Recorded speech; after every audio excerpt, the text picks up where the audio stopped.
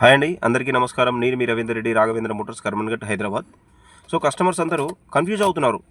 డాష్బోర్డ్లో రన్నింగ్లో లైట్స్ వస్తున్నాయి, check light వస్తుంది, బండి టెంపరేచర్ లైట్ వస్తుంది, సమ్ డిఫరెంట్ రీజన్స్. సో మీరు చూడొచ్చు, నేను ఈ లైట్స్ గురించి అని మీకు ఎక్స్ప్లెయిన్ చేస్తాను ఈరోజు. First of all check light అండి ఇది. ఈ లైట్ వచ్చినప్పుడు వెహికల్ రన్నింగ్ చేయొచ్చు, ఏం కాదు. సో మీరు దగ్గరలో ఉన్న వర్క్షాప్కి వెళ్ళి చెక్ చేయించుకోవాలి. దీనివల్ల ఏంటి ప్రాబ్లం అనేది కార్ స్కాన్ చేస్తేనే కంప్లైంట్ అర్థమవుతుంది. రెండోది వచ్చేసి ఇది స్టీరింగ్ యాంగిల్ సెన్సార్. అంటే స్టీరింగ్ యాంగిల్లో ఏమైనా కంప్లైంట్స్ ఉండొచ్చు, అది రన్నింగ్లోనే వస్తుంది, స్టార్ట్ చేయగానే పోతుంది. ఇంకొకటి వచ్చేసి బ్యాటరీ లైటు. బ్యాటరీలో మనకు ఛార్జింగ్ అవ్వకపోవడం, బెల్ట్ తెగిపోవడం, ఇట్లాంటి కంప్లైంట్స్ ఉన్నప్పుడు మనకు బ్యాటరీ లైట్ వస్తుందండి. అది కూడా మీరు చెక్ చేసుకోవాలి. ఇది వచ్చేసి టెంపరేచర్ లైట్.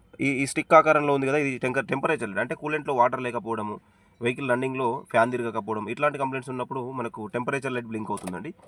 ఈ పైన ఉన్న పడవ సింబల్ ఏదైతే ఉందో అది ఆయిల్ లైట్ అండి. అది వచ్చినప్పుడు మాత్రం వెహికల్ రన్ చేయొద్దు. వెహికల్ రన్ చేయకుండా ఆయిల్ లెవెల్ చెక్ చేసుకోవాలి. దగ్గరలో ఉన్న సర్వీస్ సెంటర్ నుంచి నియర్ బై మెకానిక్ని పిలిపించుకొని చెక్ చేసుకోవాలి. మెయిన్ ఈ రెండు లైట్స్ అండి. ఈ రెండు లైట్స్ వచ్చినప్పుడు మాత్రం వెహికల్ రన్ చేయొద్దు, చెక్ చేసుకోవాలి 100%.